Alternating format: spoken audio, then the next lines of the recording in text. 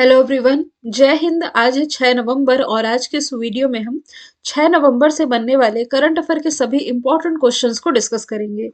कल यानी कि 5 नवंबर को हम लोगों ने पढ़ा था कि बांग्लादेश ने अभी हाल ही में पूर्व अमेरिकी सेनेटर एम कैनेडी को मरणोपरांत फ्रीडम ऑफ लिबरेशन अवार्ड से सम्मानित किया है। जनजातीय नृत्य महोत्सव हाल ही में छत्तीसगढ़ में मनाया गया। आईसीसी टी20 वर्ल्ड कप के इतिहास में हैट्रिक दर्ज करने वाले पहले खिलाड़ी विराट कोहली बने हैं। 17 महीने बाद फिर से इजरायली सत्ता में प्राइम मिनिस्टर बेंजामिन नेतन्याहू की वापसी हो चुकी है। मध्य प्रदेश ने अभी हाल ही में लाडली लक्ष्मी योजना का सेकेंड वर्जन लॉन्च कर दिया है। प्राइम मिनिस्टर नरेंद्र मोदी ने अभी हाल ही में असम में सुआलकुची पलासबारी पुल की आधारशिला रखी है। अभी हाल ही में पश्चिम बंगाल की जो लक्ष्मी भंडार योजना है इसे स्कॉच पुरस्कार मिला है। संयुक्त राष्ट्र यानी कि यूनाइटेड नेशंस, यूक्रेन और तुर्की ने रशिया के समझौते से हटने के बावजूद काले सागर में काला सागर अनाज सौदा को लागू करने की सहमति व्यक्त की है। हमारा पहला क्वेश्चन है कि देखो 17वां प्रवासी भारतीय दिवस जो कि जनवरी महीने में आयोजित किया जाता है, तो अभी जो नेक्स्ट होगा 2023 वाला ये कहाँ आयोजित किया जाएगा? तो इसका मेजबान राज्य है मध्य प्रदेश। मध्य प्रदेश में ये आयोजित किया जाएगा और गुयाना के जो राष्ट्रपति मोहम्मद इरफान अली इसमें मुख्य अतिथि शामिल होंगे। इस क्वेश्चन को आप इंपॉर्टेंट मार्क करेंगे क्योंकि ऐसे क्वेश्चन आपके एग्जाम में देखने को मिले हैं कि किसी भी तरह का यदि समिट होता है अंतर्राष्ट्रीय स्तर पर या कुछ ऐसा इंपॉर्टेंट समिट, इसमें जो भी मुख्य अतिथि या मुख्य फोकस कंट्री या स्टेट होता है ये पूछा जाता है। तो गुयाना के राष्ट्रपति इसमें मुख्य अतिथि के रूप में शामिल होने वाले हैं और ऑस्ट्रेलिया की संसद सदस्य जॉनेटा मस्का रिनहास ये इस युवा प्रवासी भारतीय दिवस में मुख्य नहीं विशिष्ट अतिथि के रूप में शामिल होंगी। तो युवा प्रवासी भारतीय दिवस ये 8 जनवरी को आयोजित किया जाएगा। इस बार जो प्रवासी भारतीय दिवस मनाया जा रहा है इसकी थीम है प्रवासी अमृत काल में भारत की प्रगति के लिए विश्वसनीय भागीदार। प्रवासी भारतीय दिवस मनाया कब जाता है? 9 जनवरी को, क्योंकि इसी दिन 1915 में जो महात्मा गांधी जी थे ये साउथ अफ्रीका से भारत लौट आए थे और पहली बार प्रवासी भारतीय दिवस 2003 में मनाया गया था। मध्य प्रदेश के बारे में हम डिस्कशन तो करेंगे ही। आज मैंने कुछ डिटेल में भी लिखा है वीडियो के लास्ट में, उसमें डिस्कस कर लेंगे कुछ इंपॉर्टेंट चीजें, जैसे कि टाइगर स्टेट के नाम से इसे जाना जाता है क्योंकि सबसे ज्यादा टाइगरों की संख्या ना यही है। 5 5 कितना 526 2967 तो पूरे इंडिया में है। अकॉर्डिंग टू पर्यावरण मंत्रालय, मतलब जो रिपोर्ट रिलीज की थी इसके अनुसार 526 टाइगरों की संख्या ये मध्य प्रदेश में बताई गई थी। इसके अलावा कुछ करंट के क्वेश्चन मैं बता देती हूँ। रानी दुर्गावती टाइगर रिजर्व मध्य प्रदेश का 5वां टाइगर रिजर्व बनने जा रहा है। दूसरा आप रिलेट कर सकते हो खंडवा को, क्योंकि खंडवा में दुनिया का सबसे बड़ा फ्लोटिंग सोलर पावर प्लांट बनने जा रहा है नर्मदा नदी पर। तीसरा आप रिलेट कर सकते हो खेलो इंडिया यूथ गेम्स का नेक्स्ट एडिशन ये मध्य प्रदेश में ही होने जा रहा है। ठीक है। और इसके अलावा आगे मैं कुछ करंट के क्वेश्चन है बता दूंगी। दिल्ली में क्या आयोजित किया गया? तो इंटरपोल की जो 90वीं बैठक थी दिल्ली में आयोजित की गई। गुजरात में जो नेशनल गेम्स थे ना इस साल के नेशनल गेम्स 36वें नेशनल गेम्स गुजरात में 37वें होंगे गोवा में। और पश्चिम बंगाल में मार्च अप्रैल के टाइम में इस बार का जो ग्लोबल बिजनेस समिट रहा ये पश्चिम बंगाल में आयोजित किया गया था। अगला प्रश्न है दुनिया का सबसे बड़ा पांडुलिपि या आप हस्तलिखित कह सकते हैं हाथ से लिखा हुआ जो ग्रंथ है, तो ये जो ग्रंथालय है दुनिया का सबसे बड़ा कहाँ बनने जा रहा है? ये बनने जा रहा है गुजरात में, क्योंकि यहाँ विद्यापीठ में 25,000 से अधिक पांडुलिपि ये अवेलेबल है और अब तक 10,000 से अधिक पांडुलिपियों का संरक्षण और संशोधन किया जा चुका है। गुजरात के बारे में यदि मैं बात करूं, राजधानी इसकी गांधीनगर है। मुख्यमंत्री यहाँ के हो जाएंगे भूपेंद्र सिंह, राज्यपाल हो जाएंगे आचार्य देवव्रत। नेशनल पार्क में गिर, वंसदा, ब्लैक बक मरीन यहाँ के इंपॉर्टेंट नेशनल पार्क है। सरदार सरोवर बांध यही है जो कि नर्मदा नदी पर है। और कुछ करंट के क्वेश्चन जैसे कि भावनगर में दुनिया का पहला सीएनजी पोर्ट टर्मिनल ये स्थापित किया गया। अब इस क्वेश्चन में भी तो दुनिया के सबसे बड़े की बात की जा रही है, तो आप रिलेट कर सकते हो अहमदाबाद की। अहमदाबाद में दुनिया का सबसे बड़ा जो क्रिकेट स्टेडियम है नरेंद्र मोदी जी के नाम पर रखा गया नरेंद्र मोदी स्टेडियम, ये यहीं स्थित हो जाएगा। सबसे बड़ा मल्टी मॉडल लॉजिस्टिक पार्क भी कहाँ बनेगा? गुजरात में बनेगा। इसके अलावा दुनिया का जो सबसे बड़ा टॉय म्यूजियम है ये भी गुजरात में ही बनाया जाएगा। सेमीकंडक्टर पॉलिसी लागू करने वाला भारत का पहला राज्य कौन सा है? तो ये भी गुजरात ही हो जाएगा। हरियाणा में सबसे बड़ा क्या?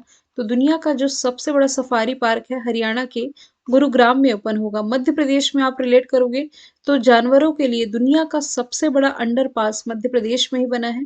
तेलंगाना में दुनिया का सबसे बड़ा मेडिटेशन सेंटर ये स्थापित किया गया है। अगला प्रश्न है, भारत की प्रमुख जो एजुटेक कंपनी है बायजूस, इसने अपनी जो पहल एजुकेशन फॉर ऑल, इस पहल का ग्लोबल एम्बेसडर किसे नियुक्त किया है? तो लियोनल मेसी जो कि फुटबॉल से रिलेटेड है, ये अब बन गए हैं एजुटेक कंपनी जो कि बायजूस, इसका एक नई पहल है एजुकेशन फॉर ऑल। इसके लिए ये प्रमोट करते हुए दिखेंगे। उन्होंने समान शिक्षा को बढ़ावा देने के लिए बायजू के साथ एक समझौते ज्ञापन पर हस्ताक्षर कर लिए हैं। बायजू अनअकैडमी दोनों भारत की एक एडटेक कंपनी जिसका हेडक्वार्टर बैंगलोर में है। थोड़ा सा हम जान लेते हैं लियोनल मेसी के बारे में। देखिए ये अर्जेंटीना से बिलोंग करते हैं। अर्जेंटीना साउथ अमेरिका की एक कंट्री है। 7 बार बैलन डियोर खिताब इन्होंने अपने नाम किया है। बैलन डियोर खिताब जो कि फुटबॉल जगत का सर्वोच्च सम्मान माना जाता है। 2022 का बैलन डियोर मैंने बता चुकी हूँ आप लोगों को कि मेल कैटेगरी में करीम बेंजेमा और फीमेल कैटेगरी में एलेक्सा पुटेलस ने जीता है। रणवीर सिंह ये फीफा के लिए भारत की तरफ से एम्बेसडर बनाए गए हैं। Lewis Hamilton formula one driver है और ये इंग्लैंड से बिलोंग करते हैं। एलजी सिग्नेचर इसके ये ब्रांड एम्बेसडर हैं। सचिन तेंदुलकर यूनिसेफ के 20 साल तक का सद्भावना दूत रहने का रिकॉर्ड इन्होंने अपने नाम कर लिया है। अगला प्रश्न, किस मंत्रालय ने 2020-21 के लिए परफॉर्मेंस ग्रेडिंग इंडेक्स रिलीज किया है? रिसेंटली जो शिक्षा मंत्रालय है इसके द्वारा परफॉर्मेंस ग्रेडिंग इंडेक्स जो कि रिलीज किया गया है। राज्यों और केंद्र शासित प्रदेशों में जो स्कूल की शिक्षा प्रणाली है इसका एक तरह से विश्लेषण किया जाएगा इसके तहत। आपको याद होना चाहिए प्रधानमंत्री श्री योजना। प्रधानमंत्री श्री योजना की फुल फॉर्म क्या बनती है? Rising school for rising India, ये इसकी फुल फॉर्म है, जिसके तहत इंडिया के लगभग 14,500 था ये। कुल मिलाकर मान लिया लगभग 15,000 पुराने स्कूल को इसमें अपग्रेड किया जा रहा है। स्कूलों को तो अब अपग्रेड किया ही जा रहा है। शिक्षा प्रणाली में किस हिसाब से बदलाव किए जा रहे हैं, कैसे इसकी क्वालिटी चेक की जाएगी, कुछ पैरामीटर इसमें निर्धारित किए जाएंगे और इसके लिए विश्लेषण तैयार करने के लिए जो ग्रेडिंग इंडेक्स रिलीज किया गया है शिक्षा मंत्रालय के द्वारा। कमेंट बॉक्स में आप लोगों को जवाब देना है कि वर्तमान में हमारे जो शिक्षा मंत्री हैं ये कौन है। ठीक है, बहुत बेसिक सवाल है। NITI Aayog national institution for transforming India जो कि योजना आयोग के स्थान पर 2015 में लाया गया और अध्यक्ष इसके प्रधानमंत्री नरेंद्र मोदी हैं। उपाध्यक्ष बदल दिए गए हैं, सुमन बेरी हो जाएंगे। पहले राजीव कुमार थे तो सुमन बेरी ये उपाध्यक्ष हो गए। सीईओ हो जाएंगे परमेश्वरन अय्यर। इसी नीति आयोग ने school education quality index release किया था जिसमें टॉप पर कौन था? टॉप पर केरल हो जाएगा। वर्तमान में पर्यावरण मंत्री कौन है? भूपेंद्र सिंह यादव। भूपेंद्र सिंह यादव ही हैं।